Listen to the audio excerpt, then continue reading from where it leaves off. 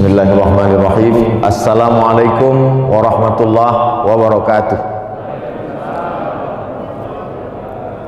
Alhamdulillah wassalatu wassalamu ala rasulillah wa ala alihi wa sahbihi wa man tabi'ahu wa mawalah. Yang sama-sama kita hormati Bapak Bupati Kabupaten Bintan, selanjutnya Bapak Sekda, Bapak Dandim, Bapak Kapolres, Bapak Ibu anggota DPRD Kabupaten Bintan, lalu kemudian Bapak Kajari, Pengadilan Agama, kemudian Ibu Ketua Tim Penggerak PKK. Itu saya hafal semua karena saya lihat coretan Pak Bupati. Yang besar tak dihimbau gelar, yang kecil tak disebut nama, yang besar tak dihimbau gelar. Insyaallah hadirin hadirat, encik-encik, puan-puan, tuan-tuan jemputan majelis yang hadir di tempat ini maupun yang mengikuti melalui radio dan streaming, semuanya dimuliakan Allah Subhanahu wa taala. Mohon maaf Pak Bupati, bapak-bapak, ibu-ibu, saya berdiri. Sebetulnya saya mau duduk juga seperti Pak Bupati tadi, tapi nampaknya ini memang jam-jam genting. Perut kenyang, kata orang Melayu, tegang urat perut, kendur urat mata. Bukan saya menyindir Bapak Ibu, yang mengantuk itu bukan Bapak, saya mengantuk. Karena udah masuk tadi gonggong satu piring. Ada pepatahnya itu, Kepulauan Riau menggonggong, Ustadz Somad tetap berlalu. Disinilah cuman gonggong yang halal, yang lain haram. Bapak Ibu yang dimuliakan Allah Subhanahu wa taala, kalau ada anak lajang dua orang ingin meminang anak gadis, yang satu PNS, yang satu pengusaha walaupun sukses, tapi besar kemungkinan yang akan diterima itu jadi menantu adalah yang PNS. Betul apa tidak? Kenapa begitu? Karena yang pengusaha ini tak ada jaminan. Jangankan jaminan hari tua, jaminan hari muda pun tak pasti. Ini buktinya, berapa banyak pengusaha yang sukses ketika datang Covid hancur. Tapi PNS memang dia tak banyak, tapi mengalir terus. Jadi berapa banyak orang yang ingin menjadi PNS? Bagi PNS ini sesuatu yang biasa-biasa saja. Tapi cobalah tanya kepada orang yang ikut tes ujian PNS dan tak lulus-lulus, betapa nikmatnya jadi PNS itu. Ini jangan-jangan Ustadz Somad ini termasuk PNS yang tak lulus. Saya PNS yang lulus 11 tahun jadi PNS dan keluar dari PNS. Walaupun PNS itu adalah cita-cita tertinggi. PNS itu adalah setiap anak Indonesia, setiap emak-emak di Indonesia ingin anaknya jadi PNS. Dan saya jadi PNS itu karena doa almarhumah emak saya. Begitu emak saya meninggal, saya pun keluar dari PNS. Bapak Ibu yang dimuliakan Allah Subhanahu wa taala, kita tidak menganggap sesuatu itu sebagai nikmat kalau kita tidak membandingkannya dengan orang lain. Dan kita tidak akan pernah mensyukuri nikmat kalau kita tidak menganggapnya sebagai nikmat. Cobalah tanya orang-orang yang sukses. Di mana sekolah? Di Yogyakarta. S2-nya di mana? Di Jakarta. S3-nya di mana? Di Bandung. Setelah itu apa pertanyaannya? Udah PNS atau belum? PNS menjadi cita-cita tertinggi. Maka bersyukurlah yang sudah jadi PNS, dan yang belum PNS honorer, sama-sama kita doakan mudah-mudahan ada PNS yang meninggal dunia sehingga menggantikan. Bapak Ibu yang dimuliakan Allah Subhanahu wa taala, jadi memang hidup ini kalau kita memandang terus ke atas tidak akan pernah bersyukur. Orang yang punya mobil Ferrari harganya 3 miliar, dia tetap mengeluh dan tidak bersyukur. Kenapa? Karena dia selalu memandang ke atas, yang dilihatnya temannya yang punya pesawat pribadi. Oh, sedapnya lah punya naik pesawat pribadi. Begitu dapat berita pesawat masuk ke laut, baru dia bersyukur. Bapak Ibu yang dimuliakan Allah Subhanahu wa taala, ada polisi, ada tentara, ada hakim pengadilan, ada pengacara, ada jaksa. Ini semua hanyalah casing. Ini semua hanyalah sampul. Isinya di dalam adalah kulit yang membalut tulang belulang. Ada jantung, ada paru-paru, ada buah pinggang, ada otak, ada hati, ada kulit, ada bulu, ada darah, ada daging, dan semua itu akan menjadi santapan cacing tanah. Hari ini Abdul Somad dimuliakan, disambut, tapi sampai masanya yang ditanya bukan Abdul Somad, tapi yang ditanya pakai kata ganti orang ketiga. Datanglah orang Bintan ke Pekanbaru. Dulu orang bertanya, apa kabar Ustadz Somad? Dulu orang bertanya, di mana jadwal Ustadz di Batam? Begitu datang ke Pekanbaru, pertanyaannya sudah berubah, kuburnya di mana?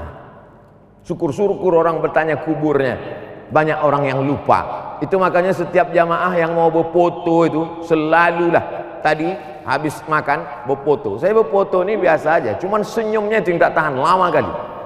Jadi masker ini termasuk menolong saya juga, karena berfoto pakai masker itu tak perlu kita senyum. Setiap anak-anak kecil kalau datang bersalaman, saya salami. Emaknya minta supaya anak saya berfoto sama anaknya, saya berfoto. Kenapa Ustadz layani, Ustadz ladeni ini anak-anak kecil? Mudah-mudahan foto itu disimpannya, ketika Abdul Somad mati dikirimkannya Al-Fatihah. Mudah-mudahan foto itu dicetaknya, dimasukkannya ke lemari bukunya, ketika dibukanya ingat dia. Maka itulah amal yang tetap kekal abadi, tak putus sampai mati. Alhamdulillah, tadi ketika makan ada salah seorang pegawai PNS punya jabatan, tak boleh disebut nama dan kantornya, menjaga kode etik jurnalistik. Ustadz Somad, ada jadwal di Batam bulan sekian. Insya Allah Pak, apa itu? Meresmikan masjid. Awalnya masjid ini kecil Ustadz, tapi lalu kemudian ada tanah kosong luang bisa kita tambah. Nanti kalau masjid ini siap, insya Allah Ustadz akan datang ceramah meresmikannya. Itu memang bidang saya. Saya memang untuk meresmikan, menandatangani, memencet tombol, membuka tirai, menggunting pintu. Itu memang bidang saya. Adapun peletakan batu pertama, terus terang saya tolak. Karena beberapa batu yang saya letakkan itu tak bertambah-tambah. Beda kalau yang meletakkannya Pak Bupati. Bapak Ibu yang dimuliakan Allah Subhanahu wa taala, selama engkau menjabat, berapa masjid yang kau bangun? Jadwal saya di Jambi, diundanglah saya dari kota Jambi. Naik mobil, masuk jalan sempit. Dalam hati saya, apa dah, bagaimanalah orang yang mengundang ini? Ternyata sampai di kantor Kapolsek. Kapolsek yang undang. Dalam hati saya, tak level kita ini. Sombong kali Ustaz Somad. Kenapa Pak Kapolsek ini dapat prioritas? Saya tanya panitia Jambi. Saya di setiap daerah itu ada timnya. Ada tim UAS Aceh, ada tim UAS Sumut, ada tim UAS Kepri, ada tim UAS Jambi. Saya tanya tim Jambi, kenapa kita datang ke kantor Kapolsek ini? Ada apa? Ini Kapolsek mampu membangun masjid Pak Ustadz, dan ini hasil swadaya dia kumpulkan dari uang-uang yang ada di Polsek, di masyarakat, akhirnya berdiri satu masjid, dan dia mau yang meresmikan adalah Abdul Somad. Berikut ini marilah kita saksikan pengguntingan pita, pembukaan pintu masjid yang akan diserahkan secara seremonial oleh Ustadz Abdul Somad. Penyerahan beras, saya selalu diminta untuk menyerahkan beras. Besok insya Allah acara di Batam, melepas mobil ambulan secara seremonial. Berikut ini peletakan pita, pengguntingan pita, pemotongan pita, penandatanganan prasasti. Lama-lama datang juga rasa takut dalam hati saya. Nanti takutnya kata malaikat, berikut ini masuk surga Abdul Somad secara seremonial. Bapak Ibu yang dimuliakan Allah Subhanahu wa taala, jadi mumpung ada jabatan di tangan, mumpung menjadi PNS, mumpung tanda tangan masih laku, mumpung masih dipercaya, maka pakailah untuk menolong agama Allah Subhanahu wa taala. Apapun jabatanmu, apapun kekuasaanmu, apapun kantormu, apapun seragammu, pakailah Pak. Kelak masanya seragam itu akan dilepas. Kelak masanya SK itu tak lagi laku di bank manapun. Ketika itu barulah ke masjid, ketika itu barulah datang mendengar ceramah Ustadz. Selesai Abdul Somad ceramah, datanglah 3 orang di depan saya. Ustadz Somad, ya Pak, apa yang bisa kami lakukan untuk Islam? Saya tanya, Bapak kerja di mana? Kami baru pensiun Pak Ustadz. Istighfar aja lah Pak. Dulu waktu kerja, waktu masih ada tanda tangan, waktu masih ada jabatan, kenapa tak dipakai untuk menolong agama Allah Subhanahu wa taala? Makanya saya begitu disampaikan oleh tim UAS Kepri, Ustadz Somad, nanti jadwal kita ke Kabupaten Bintan, nanti Ustadz ceramah di depan Pak Bupati, anggota DPRD, di depan kepala dinas, kepala badan, kepala kantor yang berkepala dan tak berkepala ikut datang. Inilah tepat betul. Kenapa?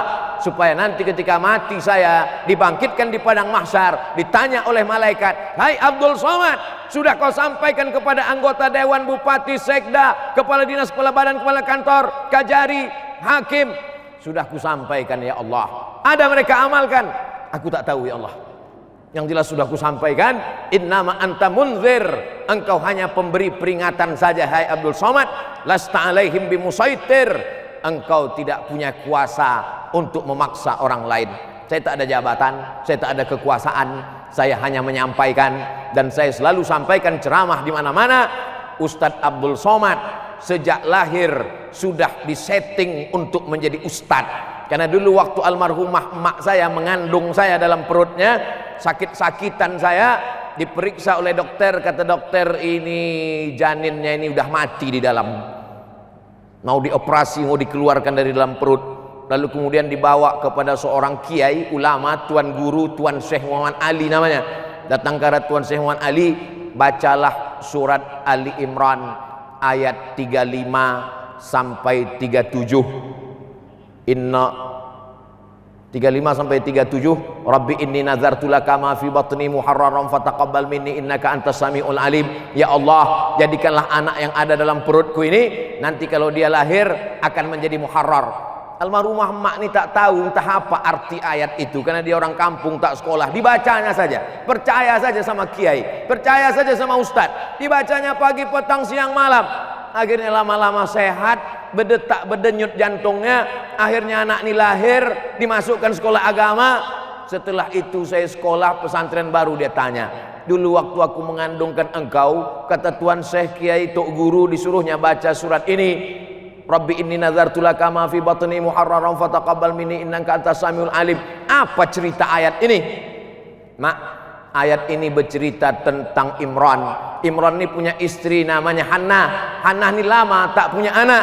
Lalu kemudian dia bernazar, ya Allah, kalau aku punya anak, maka anak yang kukandung ini aku berniat dia menjadi muharrar. Muharrar itu artinya menjadi pelayan Tuhan, menjadi penolong agama Allah. Makanya selalu saya katakan di mana-mana, saya akan menjadi ustadz sampai mati. Insya Allah dengan pernyataan ini calon gubernur, calon presiden tak akan takut dia kalau saya mencalonkan diri. Karena saya katakan saya akan menjadi ustadz, menjadi guru agama, menjadi guru bangsa. Tidak tersekat di kampus, tidak tersekat di kelas. Kalau hanya di kelas cuma 30 orang yang saya ajar di kelas itu. Saya keluar PNS bukan karena saya melanggar peraturan. Saya keluar PNS bukan karena saya nakal. Universitas Islam Negeri Sultan Syarif Kasim, mahasiswanya 30.000 orang. Kalau Bapak Ibu tak percaya, datang nanti ke Riau, hitung sendiri. Dosennya lebih kurang 600 sampai 700 orang zaman saya mengajar dulu. Dan di Fakultas Usuluddin itu dosennya 50 orang.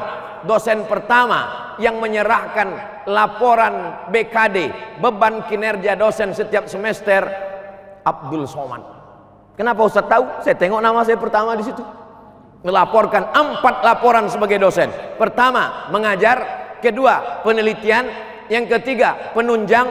Yang keempat, pengabdian masyarakat. Mengajar, masuk saya 12 SKS. Penelitian, buku saya. Setiap semester saya menulis buku.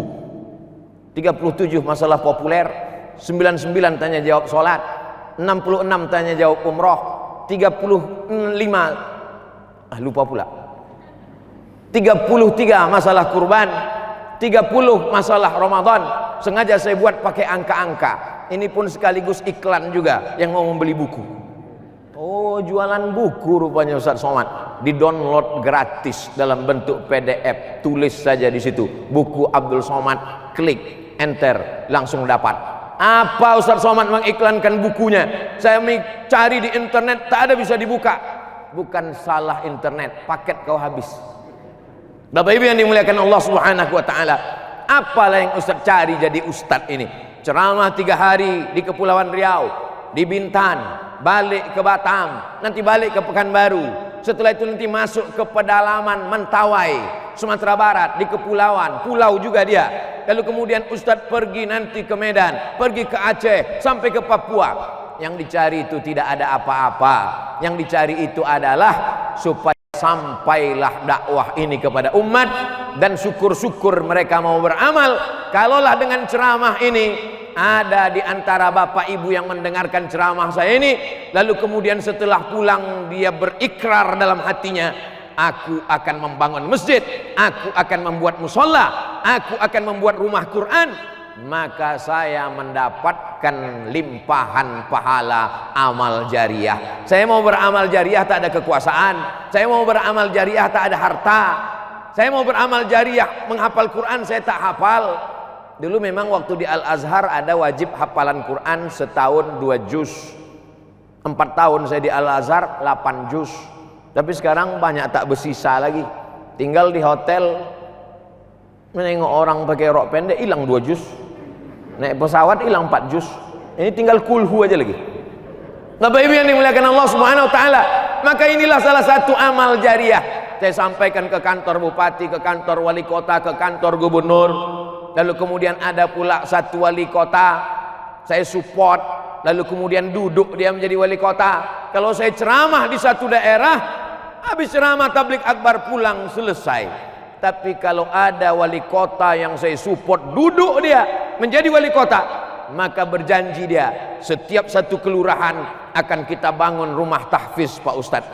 Jadi orientasi saya dalam ceramah ini cuma 3 saja. Pertama, perbaikan pendidikan. Yang kedua, perbaikan ekonomi umat. Yang ketiga, perbaikan politik. Ada beberapa bupati, wali kota minta support, minta endorse. Bedanya dengan Bintan ini, tak ada minta-minta endorse. Udah duduk baru diundangnya. Ini pula dia hebatnya. Mudah-mudahan kita doakan panjang umur, sehat badan, dijadikan amanah ini sebagai amal soleh insyaallah. Amin. Bapak Ibu yang dimuliakan Allah Subhanahu wa taala, kira-kira masalah bersedekah manalah yang paling efektif, ustadz atau pegawai? Tentu Bapak Ibu tak bisa menjawab. Yang pertama, mau dibilang pegawai segan, ini yang ustadz ceramah. Mau dijawab pun mulut tertutup masker, payah. Tapi saya mau mengasih sampel contoh saja. Ceramahlah saya Dewan Sosialisasi Badan Amil Zakat Nasional Provinsi, Duta Zakat Nasional. Saya dilantik menjadi Duta Basnas Nasional. Lalu kemudian di provinsi saya Badan Amil Zakat Sosial dulu. Sosialisasi ke kantor-kantor BUMN, bank segala macam. Sekarang karena kesibukan takut saya tidak amanah, saya berhenti. Masuk kantor, keluar kantor, pas dihitung saya tanya, ada peningkatan selama saya jadi tim sosialisasi? Tak meningkat Pak Ustaz. Kenapa? Tak pakai kekuasaan. Tapi ada satu bupati tidak ceramah, tidak khutbah, tidak pakai tabligh akbar, tapi perolehan zakat potong atas. Kenapa? Dengan kekuasaan. Semua PNS pegawai potong atas. Kalau tak siap potong bawah. Kalau tak siap potong atas akan akan macam-macam lah, ada tindakan hukum. Ternyata itulah makanya dalam Islam diajarkan sab'atun yuzilluhumullah, 7 golongan yang akan mendapatkan naungan Allah yauma la zilla illa zilluh. Hari itu tak ada naungan kecuali naungan Allah di padang mahsyar, panas terik. Ada 7. Yang pertama mendapatkan naungan bukan ustad, bukan ulama, bukan MUI, bukan Muhammadiyah, bukan NU, bukan Al-Wasliyah, bukan Perti, bukan Persis. Yang pertama mendapatkan naungan itu adalah Al-Imamul Adil, pemimpin yang adil, pemimpin wilayah negara, presiden, provinsi, gubernur, kabupaten, bupati, sampailah paling bawah desa, sampailah di kantor-kantor itu ada kasih, ada macam-macam jabatannya, maka sesungguhnya dia akan diminta pertanggungjawaban di hadapan Allah Subhanahu wa taala. Pak Bupati, berapa penduduk Kabupaten Bintan nih? Kata Pak Bupati 150.000. 150.000 orang penduduk Kabupaten Bintan. Jadi apa maknanya? Kalau PNS Kabupaten Bintan amanah jujur, maka dia mendapat kelipatan pahala 150.000 kali lipat. Kalau dia jujur, kalau dia amanah. Kalau dia tak jujur, Pak Ustadz, hitung aja lah sendiri. Minta maafnya di akhirat. Makanya kata Nabi SAW, ya'ti yaumal qiyamati bisolatin. Ada manusia ini nanti yang mati menghadap Allah, solatnya banyak. Solatnya banyak. Solat sunat tahiyatul masjid, qabliyah, ba'diyah, solat tahajud, solat witir, solat duha. Puasa sunatnya banyak. Puasa Senin Kamis, puasa Ayyamul Baid, puasa Nabi Daud. Zikirnya banyak, solawatnya banyak. Tapi ternyata amalnya yang banyak itu habis, diambil oleh orang-orang yang dia aniaya, orang-orang yang dia zalimi. Faniyat hasanatuhu. Kalau yang mengantri itu cuma 4 orang, orang depan, orang belakang, orang kanan, orang kiri. Saya kalau menganiaya orang, saya aniaya tetangga saya 4 orang, depan, belakang, kanan, kiri. Insya Allah bisa saya tebus dengan sedekah saya, wakaf saya, sholat sunat saya, umroh saya. Tapi kalau yang kita aniaya 150.000 orang, yang satu mengambil puasa kita, yang satu mengambil zikir kita, yang satu mengambil umroh kita, yang satu mengambil haji kita, sehingga tak bersisalah bekal kita menghadap Allah Subhanahu wa ta'ala. Manusia ini Bapak Ibu, dari ujung kaki sampai ujung rambut semuanya berpotensi menjadi penyakit. Berapa banyak kaki yang potong putus karena diabetes meletus. Berapa banyak lutut yang mesti dibawa operasi ke Singapura karena tempurung lutut sudah lapuk. Berapa banyak orang kena penyakit buah pinggang cuci darah karena buah pinggang tak lagi bisa mensterilkan, mencuci darah. Belum lagi kanker usus, ditambah lagi sakit tenggorokan, belum lagi mulut. Ini mesti ditutup, mulut dengan hidung mesti ditutup. Kenapa mulut dan hidung ditutup? Karena COVID tak masuk lewat telinga. Belum ada lagi penelitian. COVID-19 hanya masuk lewat mulut dan hidung, melalui tangan, masuk ke mulut, masuk ke hidung. Kita berdoa mudah-mudahan jangan sampai datang COVID-2021 yang masuk lewat telinga. Sampai hari ini dinyatakan COVID tidak sampai bisa terbang. COVID tak bisa terbang sendiri. Jadi sebetulnya secara hukum, maka orang yang ada di kepulauan ini selamat. Kenapa? Karena COVID tak bisa terbang dan COVID tak bisa berenang. Lalu kenapa COVID bisa datang ke Bintan? Dibawa oleh orang yang datang kemari dari zona hitam dan zona merah. Datang orang Jakarta kemari, datang orang Bandung kemari, datang orang Surabaya kemari. Orang Pekanbaru tidak, karena sudah antigen. Bapak Ibu yang dimuliakan Allah Subhanahu wa ta'ala, artinya apa? Kita amat sangat berpotensi untuk sakit dan mati. Makanya banyak manusia stres. Sebetulnya penyakit itu tidak beberapa berbahaya, tapi yang berbahaya dia adalah ketakutan yang luar biasa. Yang diserangnya sebetulnya bukan fisiknya, mentalnya sudah kena duluan. Berapa banyak orang yang batuk-batuk sedikit, jangan aku sudah kena COVID ini. Tapi saya tetap mengikuti 3M, menjaga jarak, mencuci tangan, memakai masker. Ustadz bilang pakai masker, itu kenapa Ustadz tak pakai masker? Ceramah. Ini nanti habis ini pakai lagi. Bapak Ibu yang dimuliakan Allah Subhanahu wa ta'ala. Oleh sebab itu, walaupun COVID ini merajalela sudah hampir setahun sudah.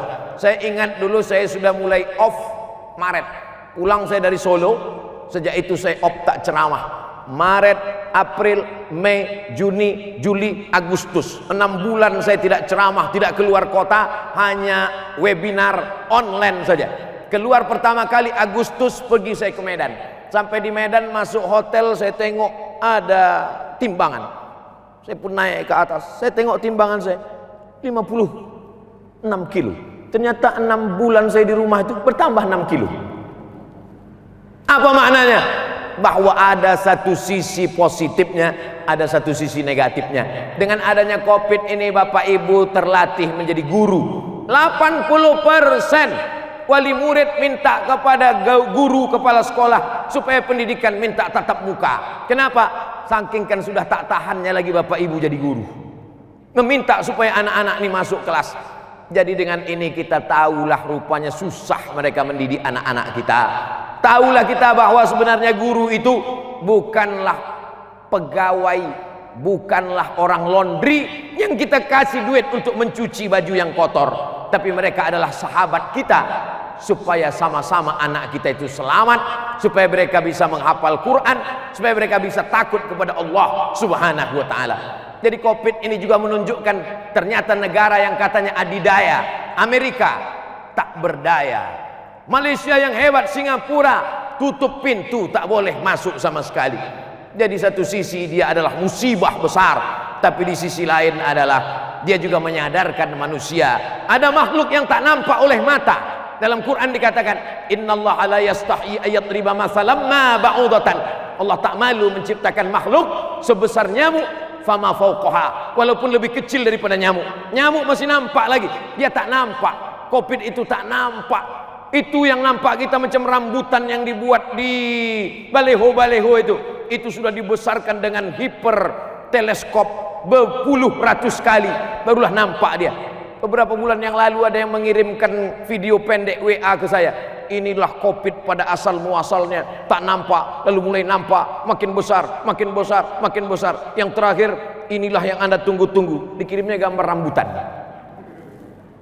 Bapak Ibu yang dimuliakan Allah Subhanahu wa taala, sesungguhnya Allah mau mengatakan, hai kau yang merasa dirimu hebat, hai kau yang merasa berkuasa, ternyata kalau dia mau masuk, kau tinggal di dalam istana yang megah, dikawal oleh pengawal sekeliling. 150 pegawai kerajaan Saudi Arabia yang terkenal ketat dan hebat itu dilarikan ke Riyadh, dilarikan ke Jeddah, karena ternyata terkena juga. Covid tak segan pada pegawai kerajaan Saudi Arabia yang katanya hebat, yang katanya kaya raya, yang katanya kaya minyak, kena juga.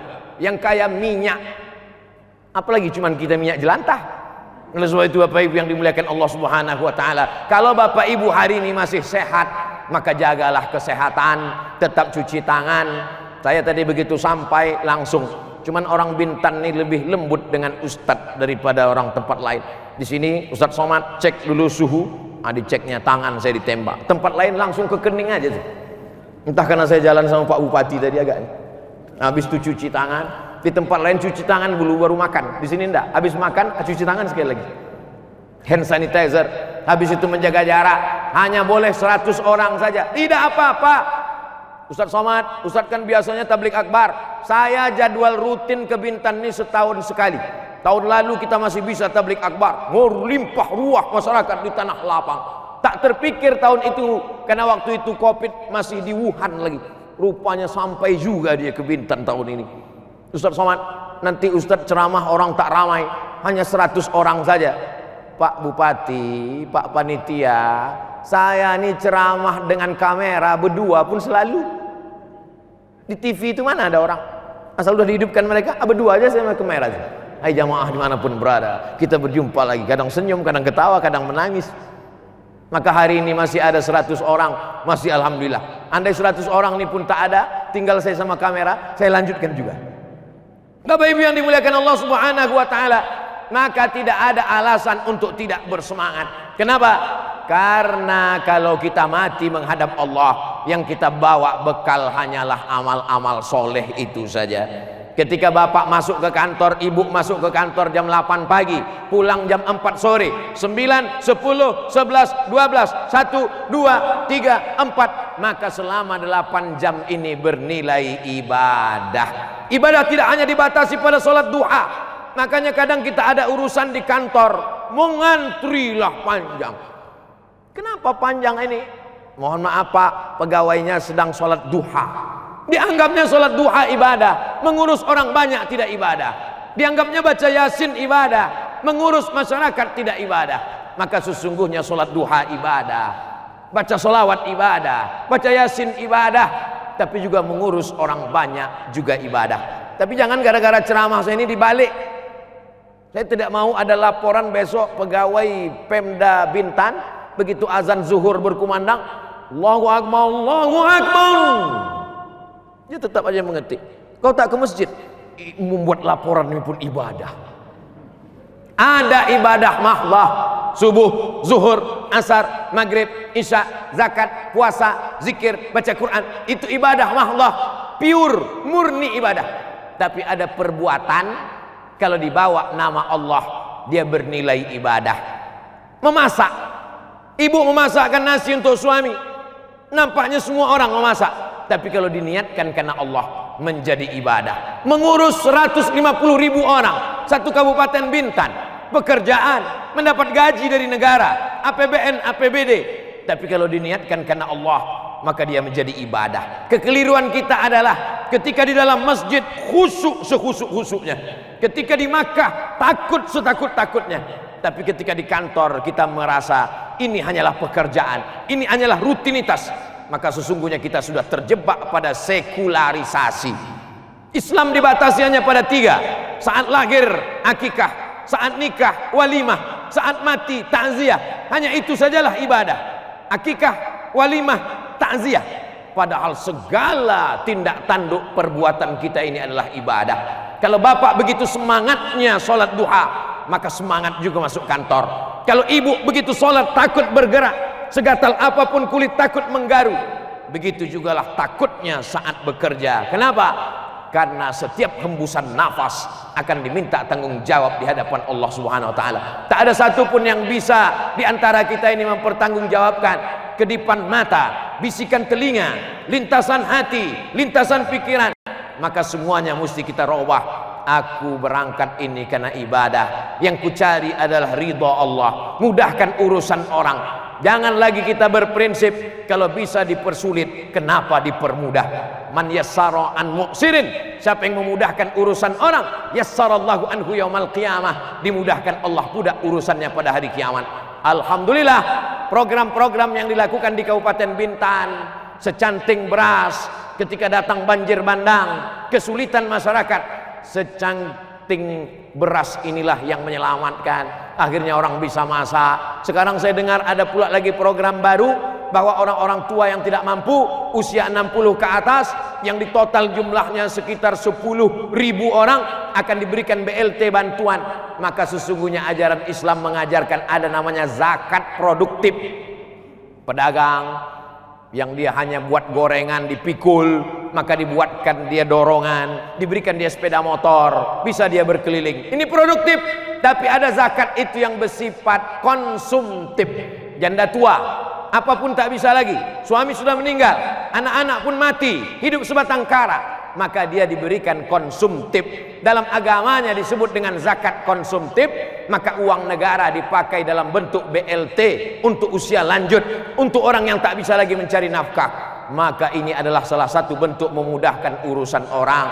Lain lagi pelayanan kesehatan, sudah memudahkan urusan orang. Man farraju an muslimin kurbatan min kurabid dunia, siapa yang mampu melepaskan kesulitan orang di dunia ini, satu saja kesulitan, farrajallahu anhu kurbatan min kurabi yaumil qiyamah, maka nanti dia akan dimudahkan Allah segala urusannya pada hari kiamat. Adapun masalah dosa kita, silap kita, kata-kata kita, siapa yang tak berdosa? Sedang Nabi Adam saja berdosa. Apa kata Allah? La taqraba hadhihi syajarah, jangan kau dekati pohon ini, fatakuna minal khasirin, nanti kau akan menjadi orang yang rugi, fatakuna minaz zalimin, nanti kau jadi orang yang zalim. Adam saja berdosa, apalagi kita anak cucu Adam. Maka kita tutupi dosa-dosa kita itu dengan perbuatan-perbuatan baik. Wa atsbi'is sayyi'atal hasanata tamhuha, tutupilah dosa-dosamu di masa yang lalu dengan perbuatan-perbuatan baik. Ma min muslimin yuznibu dzamban, ada orang yang silap, khilaf, salah, buat dosa, summa yatatahhar, mandi, paling bagus mandi, tak sanggup mandi, berwudu tak bisa, tayamum, setelah itu sholat sunat 2 rakaat, usolli sunnatat taubat rakaataini lillahi ta'ala. Bencana-bencana alam, bencana-bencana diri yang kita lihat hari ini semakin menyadarkan kita bahwa kematian begitu dekat. Ustadz-ustadz kita meninggal, setiap hari posting-posting tentang Habib meninggal, ustadz meninggal, kiai meninggal.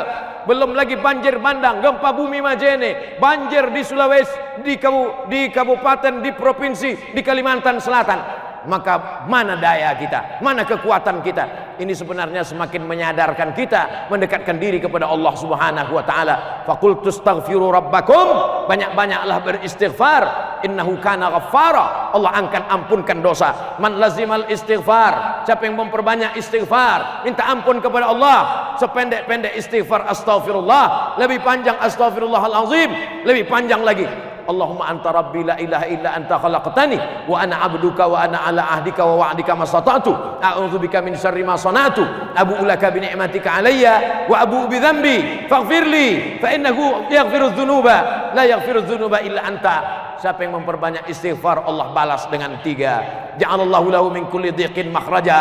Segala kesempitannya diberikan Allah jalan keluar. Wa min kulli hammin faraja. Setiap kesulitannya dikasihkan Allah kelapangan. Wa razaqahu min haitsu la yahtasib.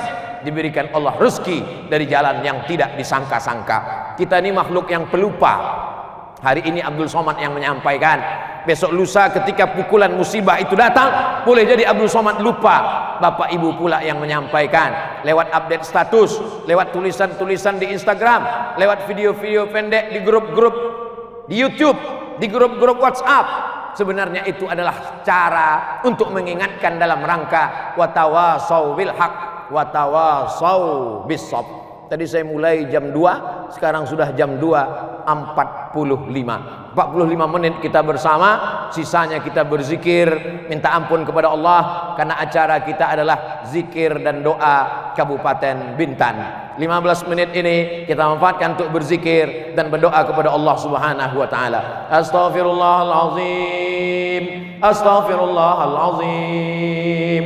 Astaghfirullahalazim. Alladzi la ilaha illa huwal hayyul qayyum wa atubu ilaih.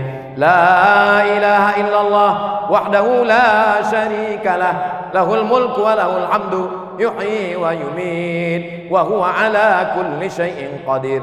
La ilaha illallah, tiada Tuhan selain Allah, wahdahu la syarikalah, hanya Dia saja, tak ada sekutu baginya. Lahul mulku, Dia yang punya kekuasaan, walahul hamdu, Dia yang layak dipuja dan dipuji. Yuhyi, Dia menghidupkan, wa yumiit, Dia yang mematikan, wa huwa ala kulli syai'in qadir, Dia maha kuasa atas segala sesuatu. Bismillahirrahmanirrahim. Alhamdulillahi rabbil alamin. Arrahmanir rahim. Maliki yaumiddin. Iyyaka na'budu wa iyyaka nasta'in. Ihdinas siratal mustaqim. Siratal ladzina an'amta 'alaihim ghairil maghdubi 'alaihim waladdallin. Amin. Adab berdoa dahului dengan Fatihah, karena Fatihah itu tadi yang pembuka. Fatihah membuka pintu-pintu langit. Fatihah membuka segala kesulitan. Hadiahkan Fatihah kepada Nabi Muhammad SAW. Hadiahkan Fatihah kepada almarhumah ayah dan ibu. Bacakan Fatihah untuk anak-anak. Anak-anak yang masih hidup, bacakan Fatihah untuk ruhnya, supaya dibukakan Allah pintu hatinya belajar, supaya dijauhkan Allah dia dari maksiat. Sahabat Nabi membacakan Al-Fatihah berkali-kali, lalu dibacakannya kepada orang yang tersengat binatang kalajengking ular. Fatihah dibacakan sahabat berkali-kali, dibacakan ke air untuk orang yang kerasukan setan, dibacakan Al-Fatihah berkali-kali untuk orang yang gila. Begitu riwayat dari hadis sahabat Nabi. Bismillahirrahmanirrahim. Qul huwallahu ahad, Allahus samad, lam yalid wa lam yulad wa lam yakul lahu kufuwan ahad. Qul huwallah dibaca 3 kali, karena kata Nabi, innaha la ta'dilu sulusal Quran. Qul huwallah itu sepertiga Quran, dibaca 3 kali sama seperti khatam Quran. Bismillahirrahmanirrahim. Qul huwallahu ahad, Allahus samad, lam yalid wa lam yulad wa lam yakul lahu kufuwan ahad. Bismillahirrahmanirrahim. Qul huwallahu ahad, Allahus samad, lam yalid wa lam yulad wa lam yakul lahu kufuwan ahad. Suatu ketika Nabi Muhammad SAW disihir, disantet, black magic. Tiba-tiba datang Jibril alaihissalam. Hai Muhammad, rambutmu dicuri oleh orang Yahudi, diikat dalam 11 simpul tali. Lalu kemudian simpul tali itu dimasukkan ke dalam sumur. Maka datanglah sahabat Nabi menyelam ke dalam sumur, diambilnya 11 simpul tali itu.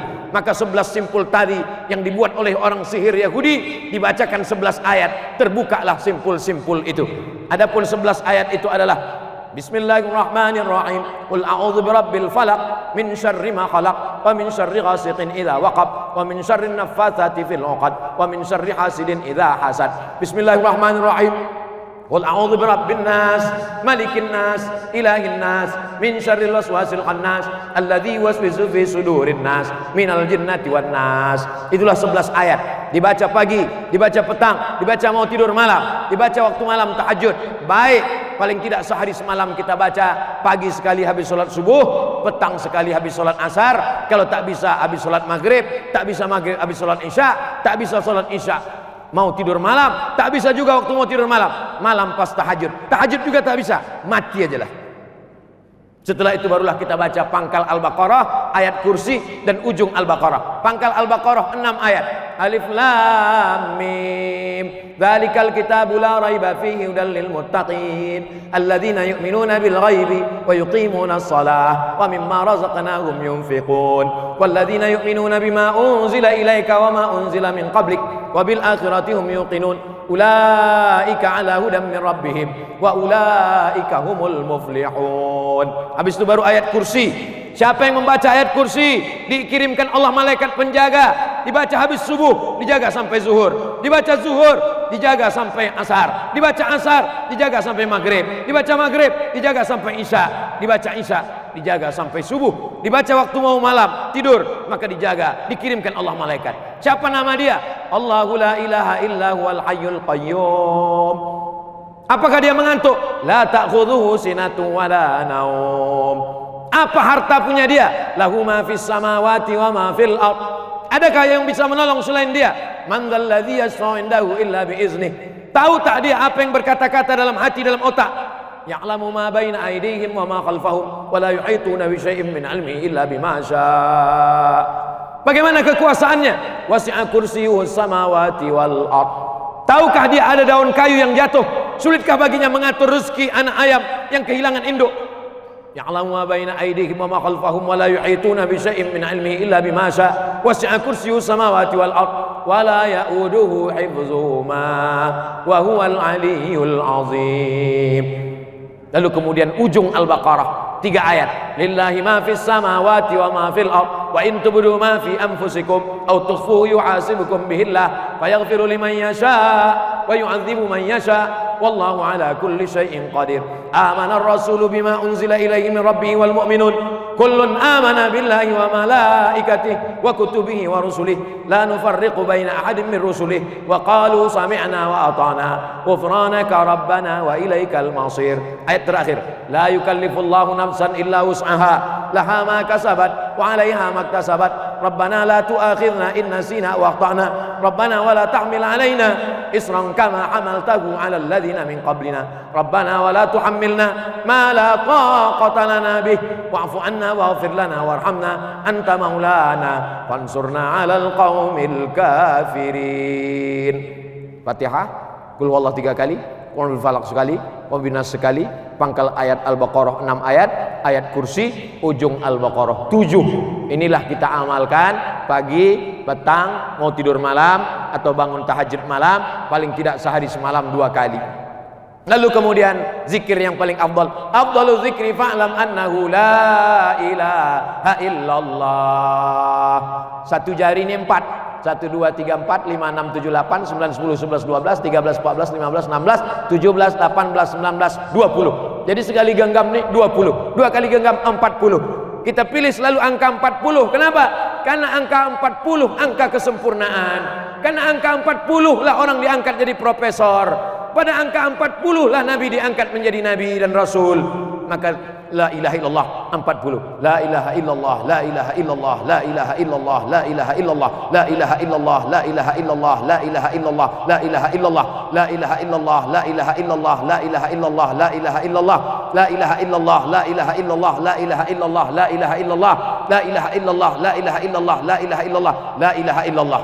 Genggam yang kedua, la ilaha illallah, la ilaha illallah, la ilaha illallah, la ilaha illallah, la ilaha illallah, la ilaha illallah, la ilaha illallah, la ilaha illallah, la ilaha illallah, la ilaha illallah, la ilaha illallah, la ilaha illallah, la ilaha illallah, la ilaha illallah, la ilaha illallah, la ilaha illallah, la ilaha illallah, la ilaha illallah, la ilaha illallah. 2 kali genggam 40. Lalu kemudian setelah itu kita katakan kalimatu haqqin 'alaiha nahya, dengan la ilaha illallah kita hidup, wa 'alaiha namutu, dengan la ilaha illallah kita mati, wa biha nub'atsu, dengan la ilaha illallah juga nanti kita akan dibangkitkan di padang mahsyar, dengan la ilaha illallah juga kita akan masuk surga bersama Nabi Muhammad sallallahu alaihi wasallam. Tapi doa tak akan sampai kalau tidak dengan solawat dan salam kepada Nabi.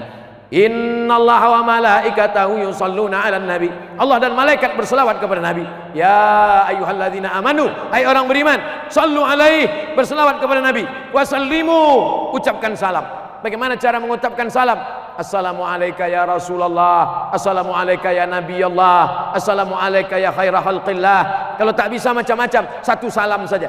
Assalamualaikum ayyuhan nabiyyu wa rahmatullahi wabarakatuh. Setelah itu bersolawat, sedikit-dikit solawat satu, paling afdal banyak. Allahumma salli ala Sayyidina Muhammad wa ala ali Sayyidina Muhammad. Setelah itu barulah berdoa kepada Allah Subhanahu wa ta'ala.